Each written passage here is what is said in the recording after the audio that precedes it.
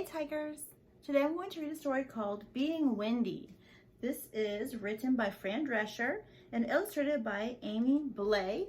This is read with permission by Penguin Random House. In this story, I want you guys to be thinking about the author's message. Remember, the author's message is what the author wants you to learn from reading this story. It's also sometimes referred to as the central message or the moral or just a lesson. They're all kind of the same thing. What does the author want you to learn from this text? I'll also be asking some questions as we're reading. This is Being Wendy. Before we even start, I'm looking at this front cover here, and I'm seeing there's a little girl who's wearing a box, as a dress, and she has a question mark on it.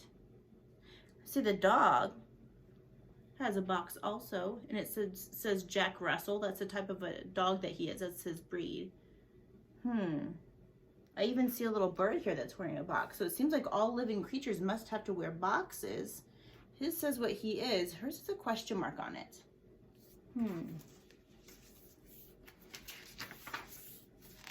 Being Wendy. I really like the pictures in this book, so pay close attention to those. Those are pretty cool. Deep in a valley sits the tiny town of Boxville, and all the people who live there fit very comfortably into the boxes that they wear. All the boxes. Right here it says Boxville Square, Box Factory. Right here it says Boxville. So here's the map of Boxville.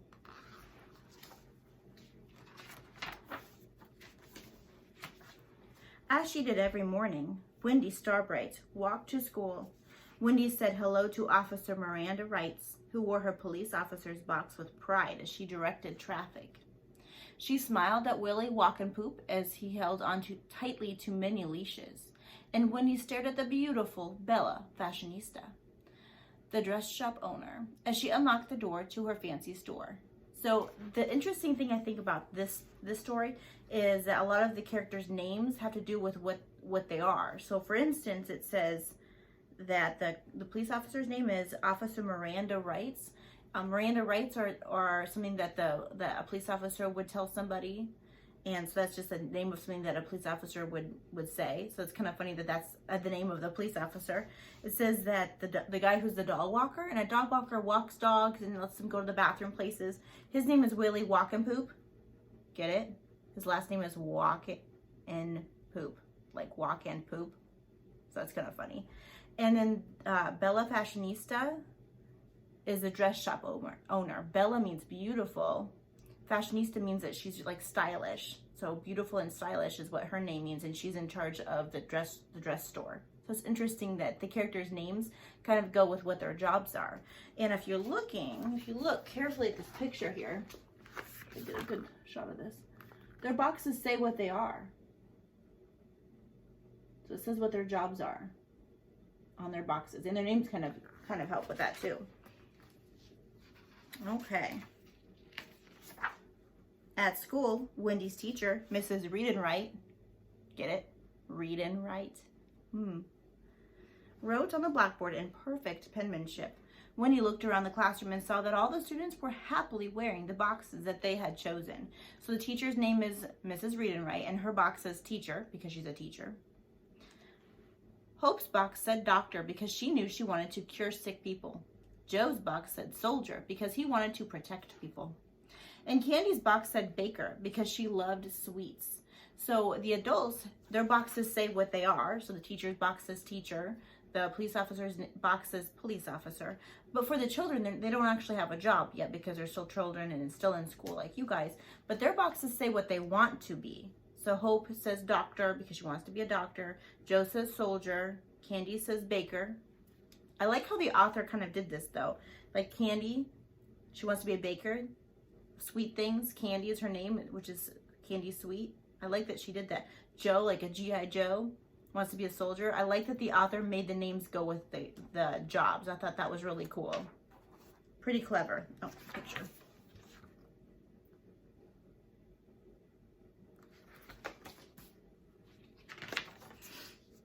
But Wendy didn't want to be labeled anything at all.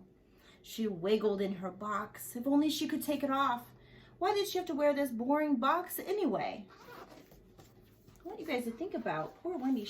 All the kids in her class, they all already have their jobs picked out. At your age, do you have your job picked out, what you want to be for sure? Or do you have different things in mind? I know when I was a kid, I wanted to be a teacher, but I also wanted to do several other different things. I wasn't really necessarily set on being a teacher, or I thought I could be a teacher and be other things. It's kind of hard because I guess in Boxville, you have to just pick something and stick to it. But you don't have to just be one thing.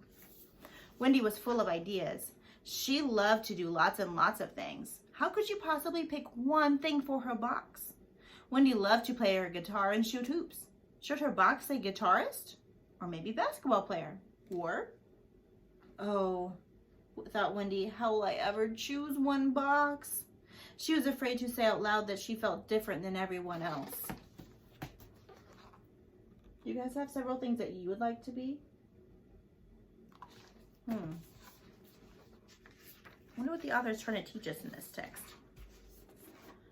Just after dinner that night, Wendy asked her mother, "Do you ever wish you weren't wearing your mom box?" Her mom laughed. "Don't be silly. I love being a mom." "But don't you ever wish that you could wear another box sometimes?" Wendy asked her mom. Wendy's mom smiled. "In life, we must make choices, and mine was to be a mom." Wendy knew that she wanted to wear lots of different boxes because she had so many interests. She dreamed of traveling the world and seeing exotic sights. She had big plans.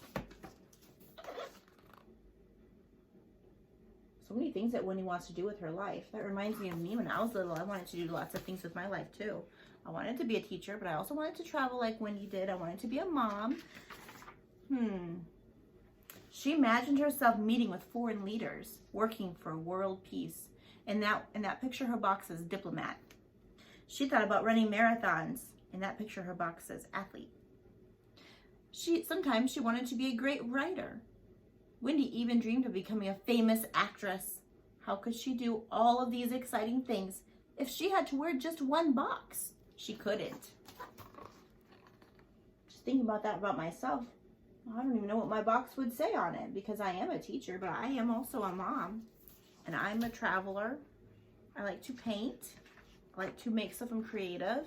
So I wonder what my box would say if I had to pick one thing that I do to put on my box. That's kind of hard. Think about your moms and dads. Do they just have one thing they do? Probably not. The biggest rule in Boxville was that she had to choose a box and stay in it. But now Wendy had an idea. The sign says the Boxville way is you choose a box for the rest of your days. So there they had to pick one thing. I don't know what I would pick. It's hard. I do lots of things. And I bet your moms and dads do lots of things too. On Wednesday morning, Wendy Starbright left her house before her parents could see her without putting her box on. On the street, Wendy caused quite a stir. Officer Miranda Wrights blew her whistle, but Wendy kept walking. Willie Walkenpoop's dogs barked and howled, but Wendy kept walking. And Bella Fashionista covered her eyes, but Wendy kept walking. Everybody's still in their box, and she's not in her box. She's just going to be herself.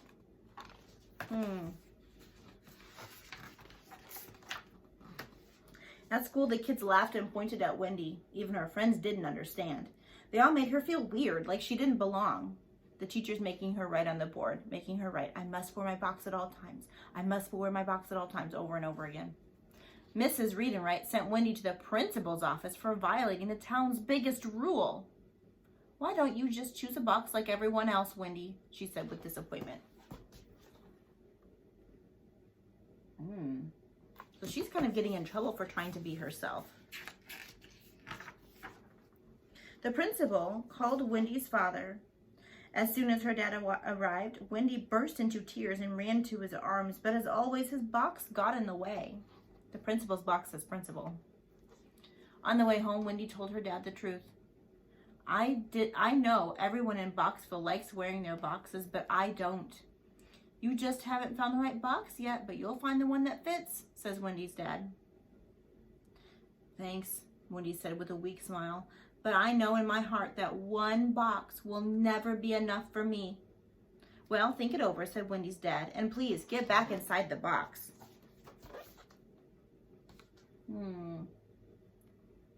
Everybody in that town seems to just think inside the box. They're not thinking outside the box. She wants to do lots of different things. She wants to be herself. Wondering, all of those things kind of give me clues about what the author's message is. Wendy tried to take her dad's advice, but the more she thought about it, the more she hated thinking inside the box. She would never fit in at school, at home, or in Boxville. Being different was lonely, but she couldn't be any other way. She was different.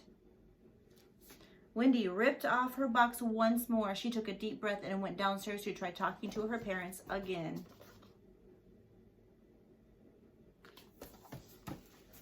How do you think they're going to react? Oh. Her whole family was in the kitchen, but something was very different about them. They were all out of their boxes. What's going on? Wendy asked. Well, we did some thinking too and decided that you're right, said her mom. You're a very special girl, Wendy, said her dad. You have a lot of different talents that make you you, and that's a good thing. You should do anything and everything that you want. We all should. Wendy smiled, her biggest smile.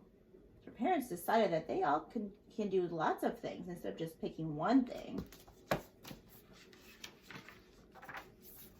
Later that day, the whole Starbright family left the house without their boxes. Wendy happily waved to their Boxville neighbors. She was unique, special, and proud of it.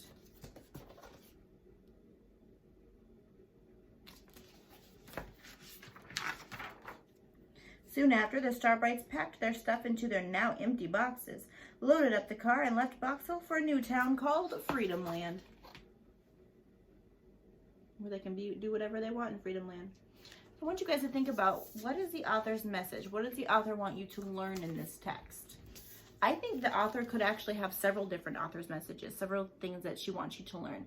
I know that we talked about how Winnie just wants to be herself. I think that's one of the messages, one of the morals, is just you can be yourself. Also, we talked about how all the characters had to be in one specific box and had to pick one thing, but she had lots of different things that she wanted to be, and I talked about how I would have a hard time choosing a box because I do lots of different things too. And we talked about, I bet your moms and dads kind of the same thing. They're moms and dads, but they also have other things that they like to do. So I'm wondering if the author wants you to learn that you can do lots of different things in your life. Okay? I think that's what the author's message is, probably one of those two things, or maybe both of them. All right, I'll see you guys next time.